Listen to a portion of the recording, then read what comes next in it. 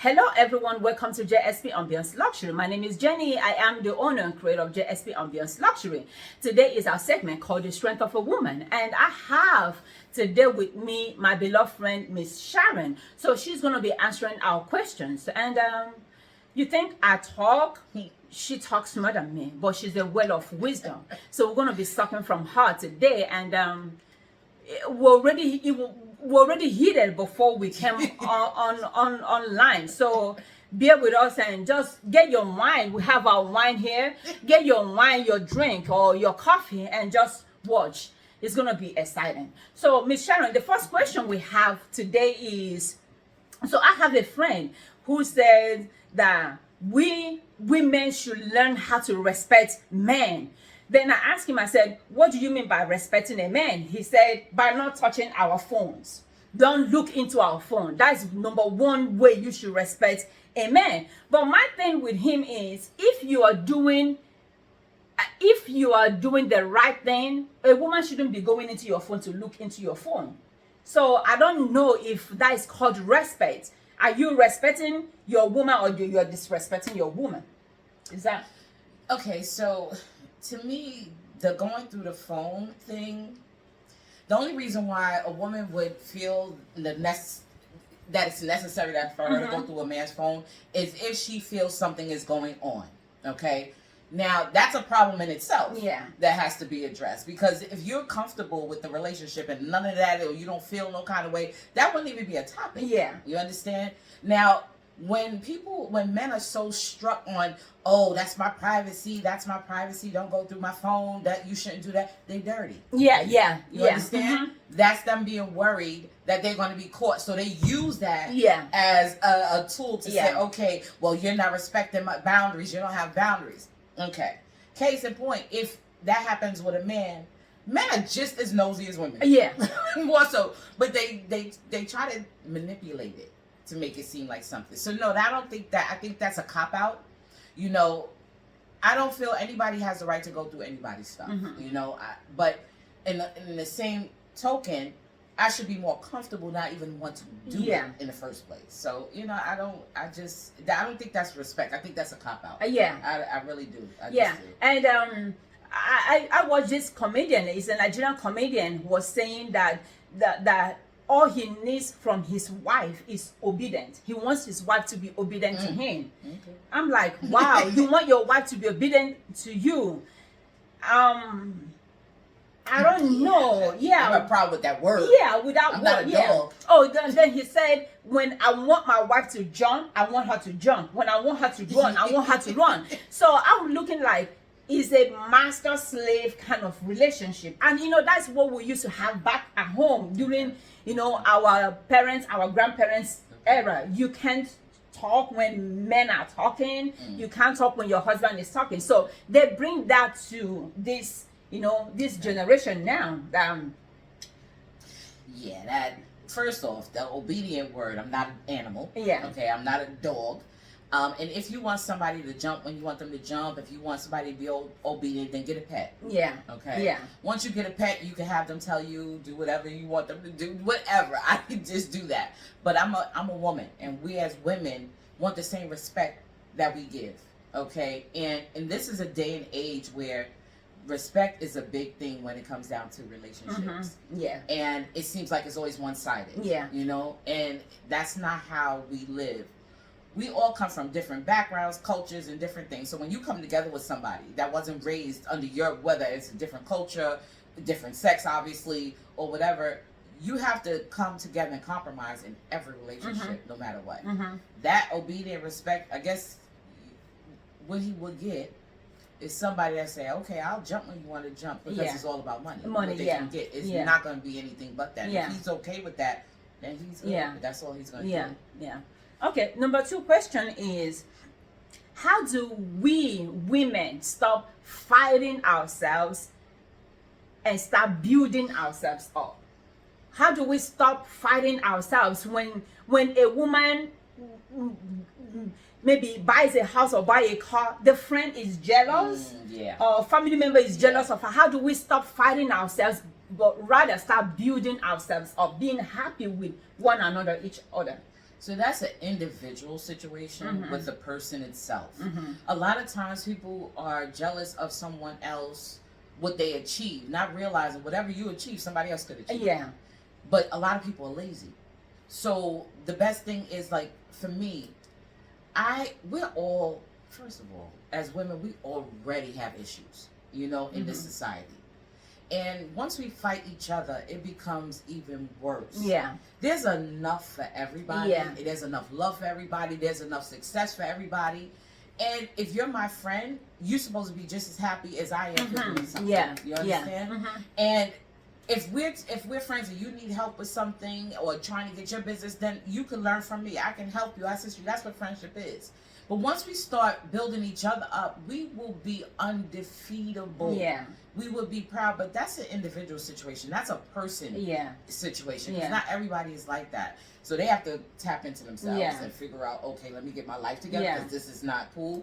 But that's the only issue I have with that. And I've come across, believe Yeah. me, people were jealous of my close-knit family that they didn't have, but my family embraced them. You try to figure it out, and then you look at them and you say, okay. They had it bad. I'll give them some empathy. I'm not going to give sympathy. I'm going to give empathy because sometimes that there's a difference between the two. Yeah. And you'll do that, but I don't understand why women do that. It's so hard out here. Yeah. We fighting everybody. We shouldn't be fighting each other. It's just, it's sad. It's just so amazing. Like my video I posted 2 days ago about my hair lotion that I'm doing. I posted it. About 2 people unsubscribed me. I was like, "Whoa, yeah." Because I don't know if it was because I posted that. I'm thinking, is these 2 people, are they jealous that I posted something that I'm doing to maybe to make money or something, or to help us? I don't know why somebody could be jealous and just unsubscribe because I posted something that I'm doing. Jen, you're going to have an aneurysm if you try to process something somebody else thinks. Because I swear, when I start to try to analyze why people do the things that they do, I get a massive headache. Yeah. Because I can't comprehend foolishness. Yeah. I'm being nice because Yeah. I really want to say stupidness, but that's just me. I'm trying to be that person for you today. But yeah, I can't process that. And jealousy is an ugly, ugly thing. Yeah.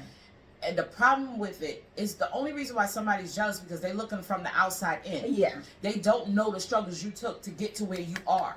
You understand? But you just decided to get up. You did it. If you fell, you got back up and you continue.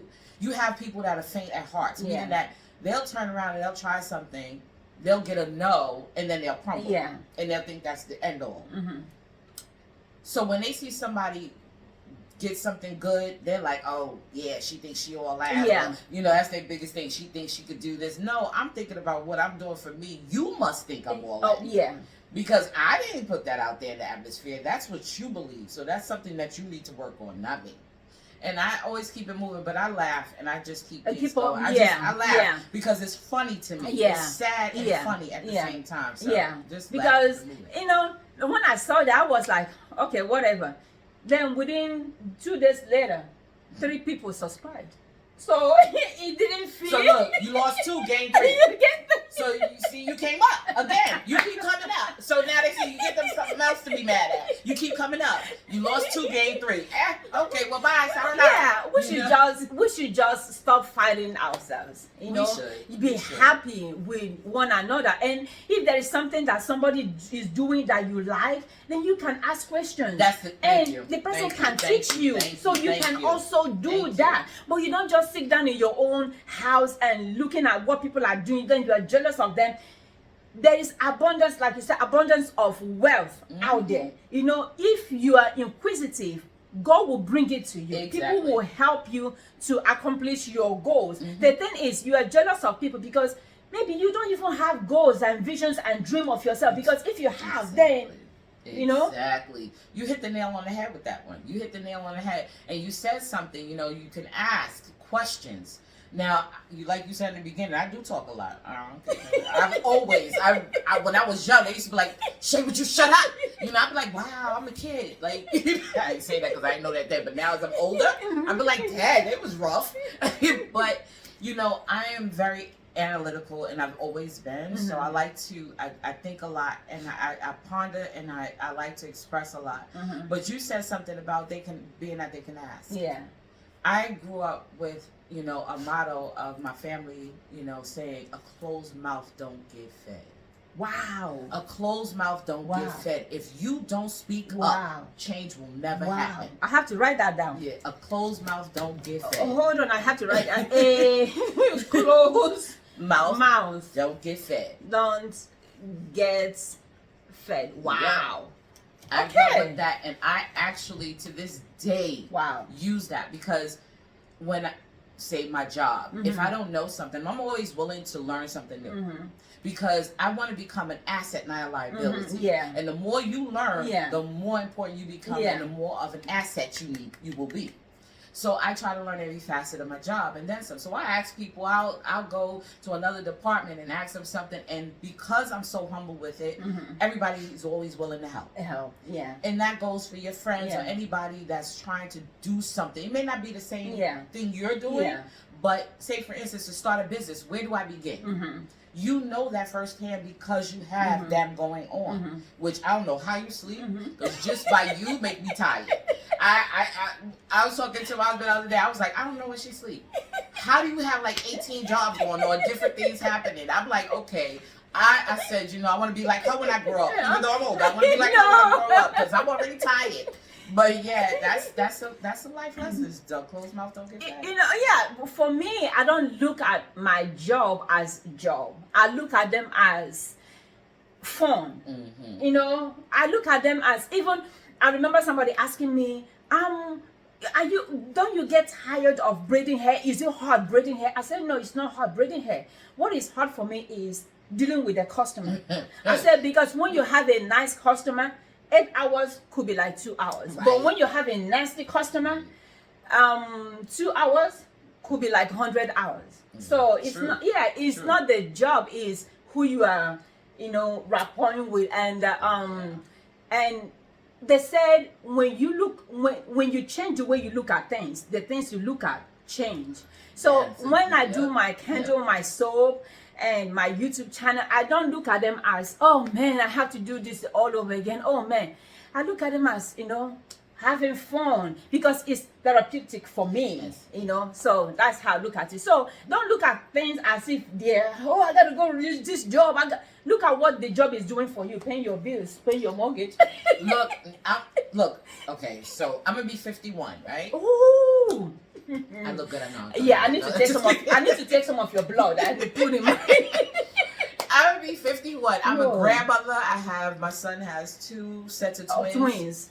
But you know, I always, before, when I was younger and I had to work and support them, I did a job. It was not a career, it was jobs. But I had to take care of my children.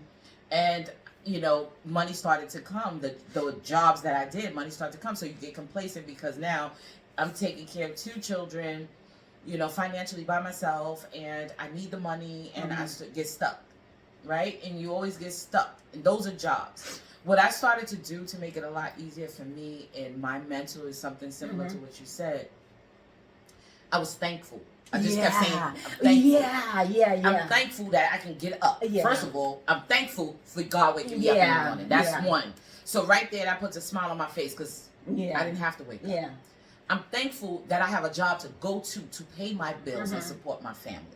So I started to look at everything as being thankful, instead of in a negative way. So it made it a lot easier. Now don't say I'm human. So I said some words and I go through my days, but I'm thankful in the end. You know, so that's just how it is. Okay, so number 3 question is, why do some women believe that success only belongs to men and not to women also? Ignorance. I wasn't expecting that. Yes. Ignorance. That's all I can say. That's an ignorant thing to think. Because first of all, you can look around you and see how many women are doing their thing. Yeah. In whether it's in the fashion industry, Yeah. music industry, talk shows, business run. Target is run by a woman, a black woman at that. Wow. You understand? So that's ignorance. Okay, this is another one for you. It's ignorance and laziness. Laziness. Okay, because one, you're ignorant if you think that because you see everything around you, so you must have a closed eye. And laziness is because anybody can get success. First of all, if you have a goal in life, which is another issue they may not have, so they got to find that first, and then they can move on. But if you have a goal, you start to make baby steps towards that goal. Write them down, check them off, keep it moving. Got one down. Let me keep going to the next. You got to focus on one individual. You lose focus when you're trying to do too many things at one time. Yes. Okay? Yes. So these women that think that it's either they don't have their goals set, they're all over the place, and they're not getting headway. And they sit back, and then what I said is laziness. You don't want to put in the work. You can do anything you want, and a woman can do first of all, don't get me started on women. Sorry, fellas. We are everything. Everything, Okay? Yeah. You wouldn't be breathing. Because we carry, birth. We have the strongest will going on this planet. Y'all could not handle nothing we go through on a daily. You understand? Even cheating. You understand? You cheat and say sorry. We supposed to be back together. I cheat and say sorry. You can't handle that. But no, that's the only thing. So that's how I feel about women feeling that way. You just don't want to put in the work, and it's ignorant to think that. So, So, talking about cheating. I opened the segue. Sorry. Why is it that when women cheat, you can never find out when a woman cheats? But when a man cheats, it's easier for us. Man, you got to step up your game. First of all, problem with men is they lie so daggone much. They can't remember what they said. Now we harbor on it. Everything you say, and they go in a loose side pocket here, loose side pocket here. So whenever you do something, I go search it back in that side pocket and I bring it up. But you said on April 23rd, 1975, that you we keep that. Men, they already think that we are not as brilliant as them. So that's where they fail. When you start to think we're not as smart as you, is why, and you put your guards down, it's why you get caught. We're smarter than you. Okay? Because we are very analytical.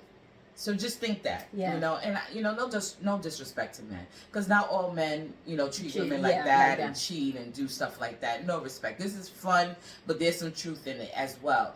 A lot of times, stop thinking that we are not smart. Stop underestimating a woman. Once you stop underestimating a woman, you may think a little bit more logically of how you do your own thing. Maybe stop cheating. That'll help. You wouldn't have to worry. But, in all reality, don't underestimate. And one of the ways you will know your husband or your boyfriend is cheating is, I'm assuming this is a cell phone, right? This is your husband's cell phone. And this is the top. When his cell phone is like this, then one, he's cheating. Number two, when the phone rings, he doesn't pick it up like this to say hello. He does like this. Then you say, honey, your phone is ringing. You say, I'm going to pick it up later. But a woman who is cheating, her phone is like this. The phone rings. Instead of Mr. John, it will be Sister Mary. Then you as a husband will be like, oh, Sister Mary is calling. You say, I ain't got to talk to her. But you don't know it's Brother John who is calling. Or Brother Mr. Joseph now becomes Sister Sister Mary or something like that. So it's hard when a woman is cheating for you to know. I remember somebody was telling me, she said, my husband he was so mean, so evil. He did a lot of stuff. but he's sick now. I'm taking care of him. He thinks, or he thought he was mean. I was meaner than him. He thought he was out there doing stuff. I was out there doing stuff more than him. I said, okay. And this lady, she's like 75 years old. I said, back in the days, they do like this. She said, oh, shoot, girl. I was doing all I could do because that's the only way I'm taking care of him now that he's sick. So I don't know if that is a good thing, but if your husband is cheating, your boyfriend is cheating, where is your own release? Because for me, I was in that situation where I couldn't cheat because as a pastor's wife, you are not allowed to cheat. You are not allowed to do stuff. But he will go out, do stuff, and when he comes back, I find condom in his pocket. I found phone calls and text messages. All I do was to cry, and that I ended up with anxiety. I ended up with anxiety attack. So what is? How can a woman have her own release also? Maybe she want to stay in that relationship. She doesn't want to go out of that relationship. She doesn't want to break her marriage. How does she find still comfort to stay? Maybe she's staying because of the children. Okay, so first off, I'm a little raw, so bear with me, everyone. Like, when it comes down to this topic, I'm a little raw. So, cheating. I don't cheat. I'm not built for that because it's not just me that's involved. When you're cheating, there's a triangle. Yeah. Okay? Yeah. And you're intertwining someone else into your mess that somebody else may come correct, good, but you still are in a mess. That's not cool for that other person or you as a person to do to another person, knowing what you're going through yourself. So that's a selfish move to me. Another thing is, if you want to stay in a marriage that your husband, wife, or whatever, because we're going to do both. Yeah. Your husband, wife are cheating, that's your prerogative. Yeah. You know, do what you feel you want to do. But if you accept something like that, all that fighting, mad, anger, all of that, what is it for? Yeah. What are you proving? You already know. You decide this person is doing this, but you're still staying. So what you still arguing for?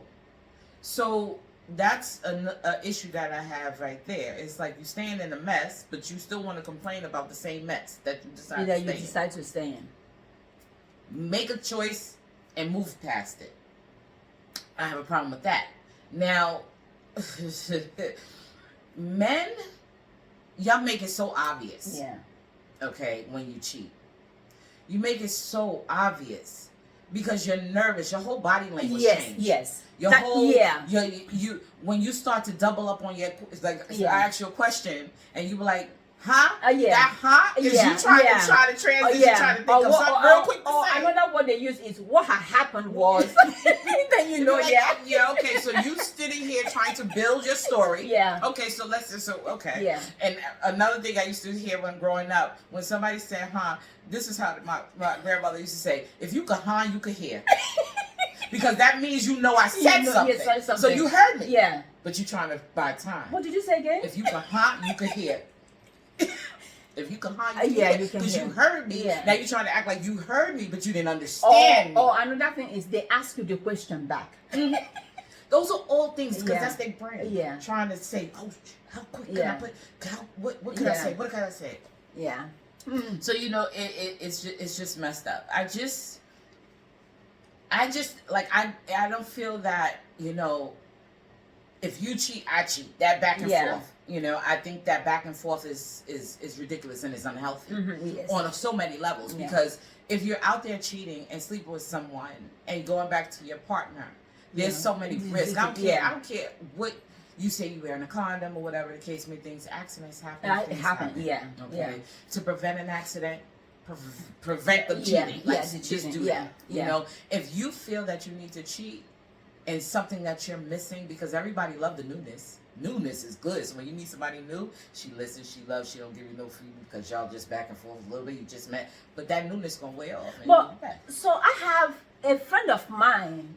He's an African dude. He said that it's hard for men to stay with a woman, with one woman, because men are animalistic in nature. That's why men, even animals, you will see one lion that has other females. So that's how it is with men. It's hard for a man to say, I'm staying just with a woman without cheating.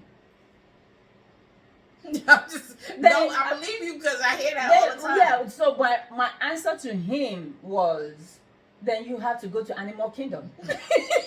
Since men are animalistic in nature, you have to move to animal kingdom to stay with them. Yes, I feel that way because that's crazy. Yeah, I know, and it is something that they believe that is true.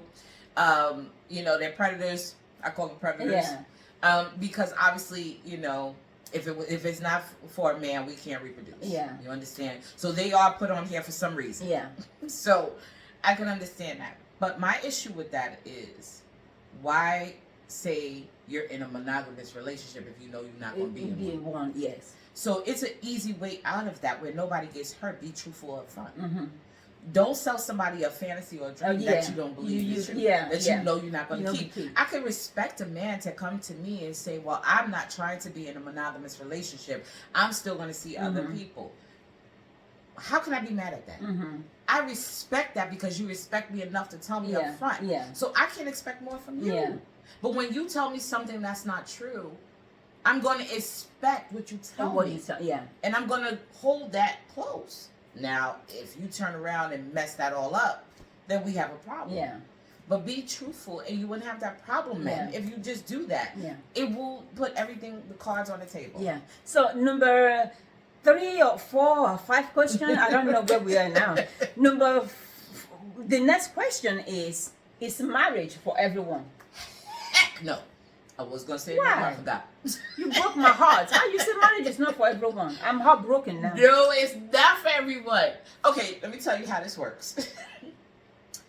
My first marriage is this one I'm in now. And I didn't get married until I was 42. Wow. I thought in my whole life that I was never going to get married. And, my mother was never married. Okay, so I was it's not hard for me to say now, but growing up, it was hard for me. I was a mistake. I was born out of a cheater. My father was a cheater. Unfortunately, my mother didn't know that he was married because my mother was in New York. He lived in South Carolina, and he was a gospel singer. So, he traveled back and forth to New York and stuff. So she didn't know his life in South Carolina. Well, they got together. What she thought had a relationship because it was years, and all the while he had a whole family in South Carolina. Wow. So when my mom got pregnant, she's going to kill me for this story, but it's a fact. It's my truth. When she got pregnant, she told my dad, and my father was like, "What you gonna do?"